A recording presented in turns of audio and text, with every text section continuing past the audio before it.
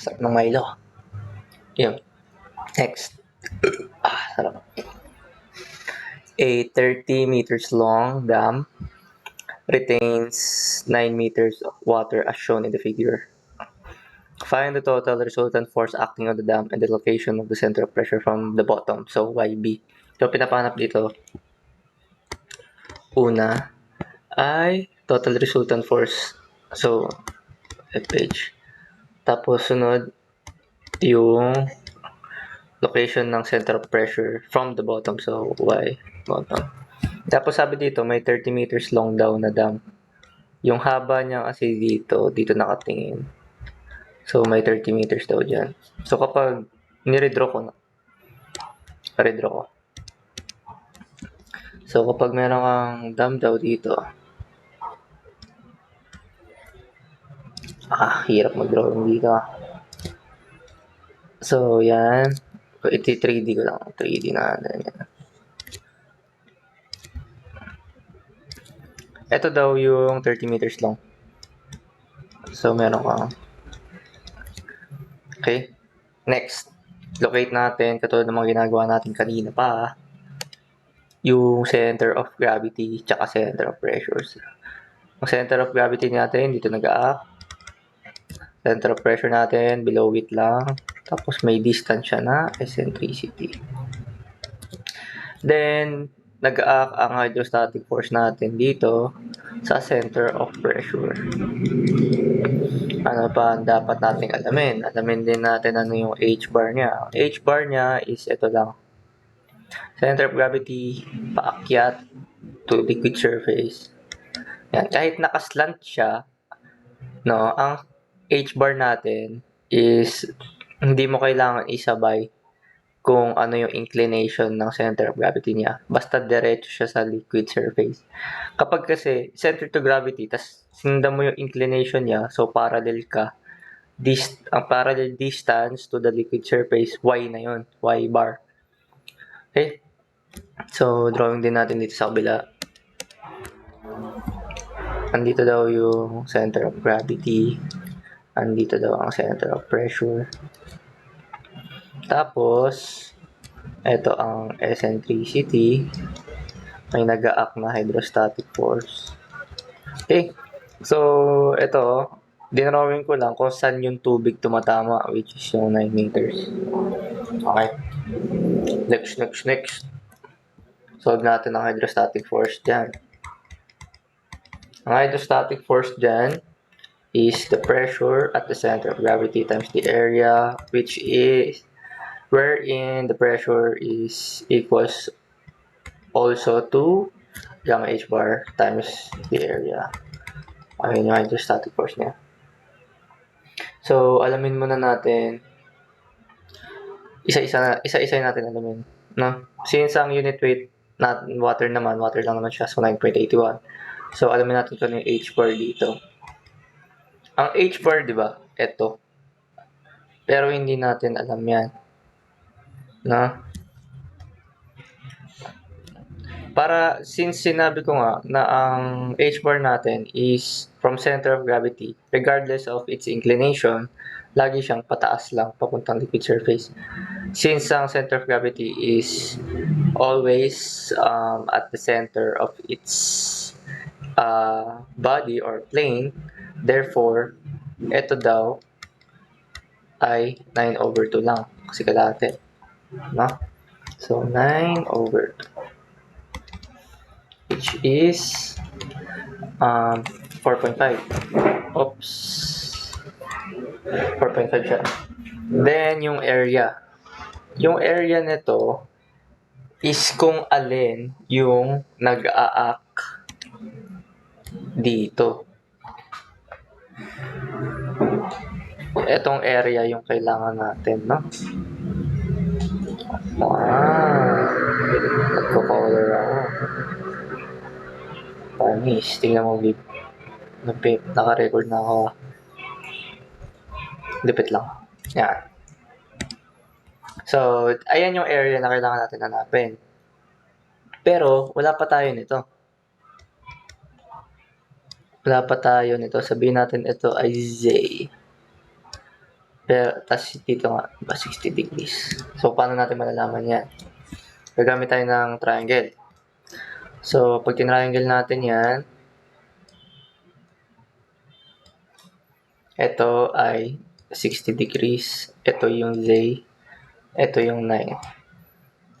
So, pwede tayo magsokatowa dito. Pinakamaganda gamitin dito, since may angle ka, tas meron kang opposite, wala kang hypotenuse, makuha mo to.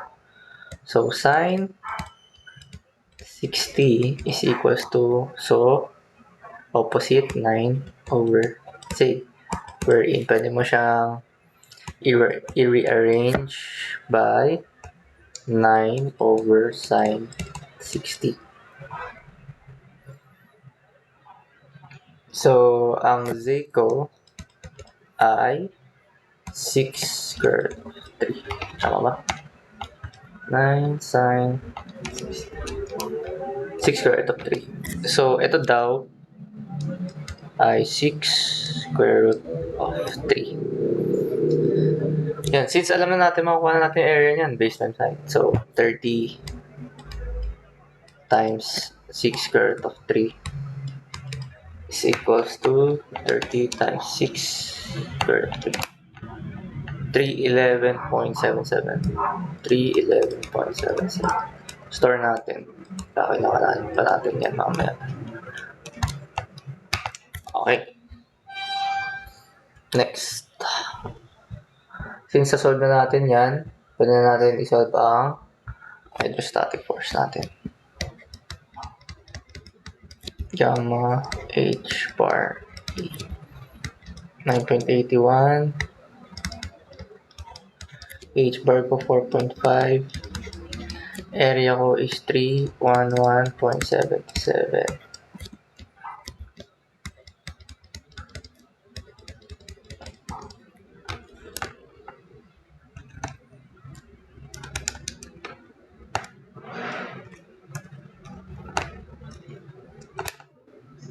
One three 763.0489. So, ito naman dito. 1373.05 kilonewtons. So, meron na tayong nakuhang hydrostatic force. Ang kailangan na lang natin malaman is yung Y bottom. Ano daw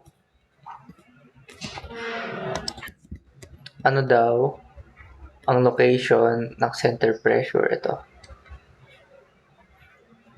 Papunta sa from the bottom. So, ito. Yan. Maganda gagawin dyan, di ba? Is i-minus lang natin itong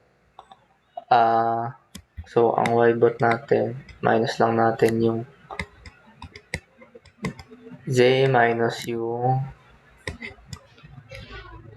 eccentricity, yung y-bar. Minus natin yung y-bar. Kasi yung y-bar yung ito. Ito yung y-bar. Yan, y-bar minus, hindi, plus eccentricity. Yan yung ibabawas natin. Okay? Yung y-bar kasi, yun nga, sabi ko kanina, it is needed to be parallel to the inclination of the gate to its liquid surface. Okay. So, lagay natin dito.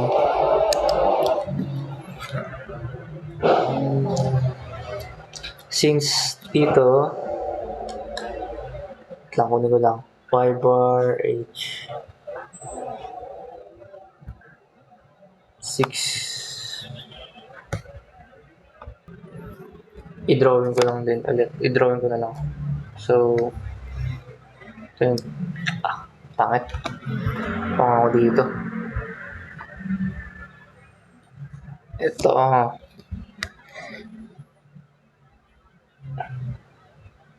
Ayan na lang.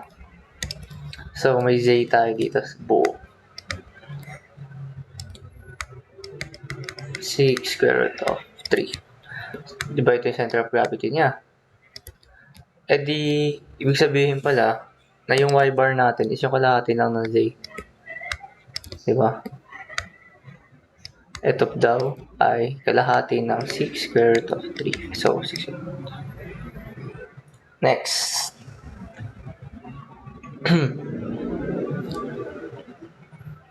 Since meron tayong na-solve, ay wala pa tayong eccentricity pala. Kaya pala, wala pa akong eccentricity. Kailangan kasi natin, ito yung center of pressure natin. Kailangan natin malaman ito para makuha natin yung y bottom. So, solve muna natin eccentricity. Gamit yung modified formula ko, unit weight sine theta over FH. So, unit weight natin is 9.81. Tapos, BH cube over 12, BD cube over 12. So, base natin is 30. 6 square root of 3 cube over 12 sine, may angle tayo dito na 60 degrees. Kung di ako nagkakamali. Double check. 60 degrees nga. So, 60 degrees over hydrostatic force. Ayun, nakalagay 13763.05. Store ko nga ito sa C. Sa C. So, 9.81 30 times 6 square root 3 cube over 12 sine 60. Tapos yung hydrostatic force ko na yan. Ano ko eccentricity ay 1.732. Mababa pa yan. Basta yun.